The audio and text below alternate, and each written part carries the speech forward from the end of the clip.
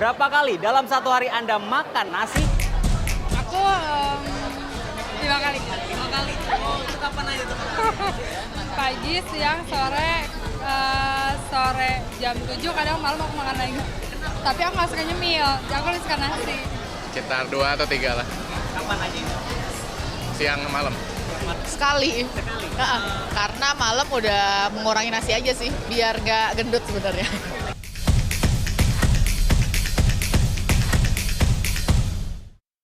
Konsumsi nasi, dalam hal ini nasi putih masyarakat Indonesia ini sudah sangat luar biasa. Menurut catatan Badan Pusat Statistik saja, di tahun 2017, satu orang masyarakat Indonesia per minggu bisa mengkonsumsi lebih dari 1,5 kg nasi atau 6 kg nasi per bulan.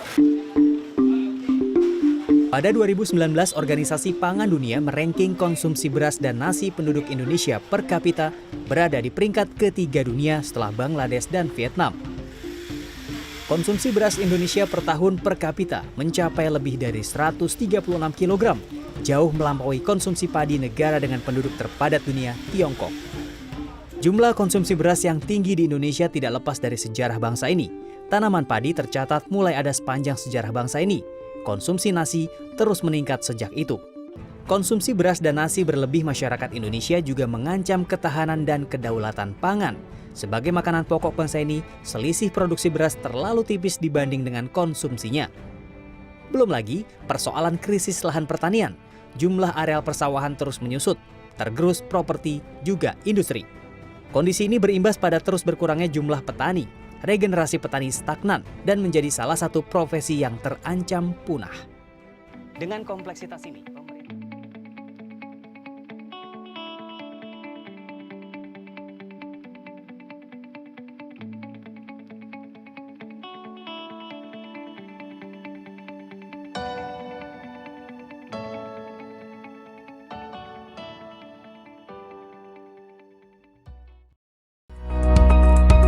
lahan pertanian di Karawang, Jawa Barat yang mengalami penurunan tingkat kesuburan menjadi masalah serius bagi Ajud Tajrudin dan ribuan petani lainnya. Penggunaan pupuk kimia dan pestisida berlebih menjadi penyebabnya. Bayang-bayang panen melimpah pun sirna karena serangan hama yang kian resisten terhadap pestisida. Ketergantungan pupuk kimia juga menyebabkan ongkos produksi pertanian bertambah. Seiring berjalannya waktu, petani mulai mengabaikan yang namanya kesuburan lahan. Jadi saat ini kondisi tanah mayoritas di Karawang itu dangkal, ya. Artinya karena ada pengerasan dari struktur tanah itu, ya ini salah satu efek yang diberikan dari penggunaan pupuk kimia secara terus-menerus, ya. Tanpa adanya diimbangi dengan memberikan pupuk organik, ya. Bahan aktif yang terkandung dalam pupuk kimia tak bisa 100% terserap tanaman. Residu yang tertinggal jika terkena air akan mengikat tanah seperti lem, sehingga tanah akan menjadi keras dan sulit ditanami. Selain keras, tanah juga menjadi asam, sehingga mikroorganisme dan hewan seperti cacing tidak bisa hidup. Akibatnya, tanah tidak bisa menyediakan makanan secara mandiri dan akan semakin bergantung pada pupuk kimia.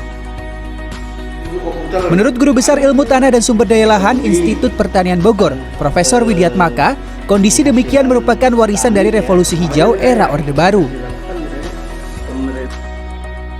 Pertanian digenjot untuk terus produktif tanpa mempedulikan keberlanjutan lahan. Pemerintah saat ini pun masih berfokus memberi subsidi pupuk tanpa tahu kebutuhan tanah yang berbeda-beda di setiap tempat. Subsidi pupuk itu sekarang ini masih seragam, tapi anggaran yang diberikan sebetulnya sangat besar, itu lebih dari 20 triliun saya kira ya, untuk tahun 2020 tuh, 2020-2021. Nah itu mestinya saran saya itu harus diatur sehingga lokasi mana memerlukan pupuk apa, ya tentu memerlukan pekerjaan tambahan ya. Lokasi mana memerlukan pupuk apa itu dispesifikkan. Saya kira perlu digalakkan tuh penggunaan bahan organik, ya penggunaan bahan organik yang memperbaiki selain sifat kimia tanah juga perlu dia memperbaiki sifat fisik dan sifat biologis tanah. Menyadari bahaya bahan kimia terhadap keberlanjutan lahan, kini Ajud mulai merintis pertanian organik. Ia membuat pupuk organik cair dari gulma seperti enceng gondok yang difermentasi. Ajud juga menambahkan kompos dari kotoran ternak, arang jerami, dan tumbuh-tumbuhan yang ditimbun beberapa hari. Saya bergerak di pertanian organik ini pertama adalah untuk masa kini dan untuk masa depan. Untuk masa kini, saya ingin meningkatkan RC ratio dalam usaha tani, dalam artian get the loss rupiah, karena banyak rupiah kita yang hilang, profitas menurun, karena memang bersumber dari kesuburan tanah yang tidak bagus. Terus untuk masa depannya adalah tanah ini harus diwariskan ke anak cucu. Selain menggalakkan pertanian organik, pertanian presisi berdasarkan data kebutuhan tanah yang berbeda-beda di setiap daerah juga mendesak dilakukan agar subsidi pupuk tak salah sasaran dan berakhir pada penurunan kesuburan lahan dan hasil panen. Tim Liputan CNN Indonesia.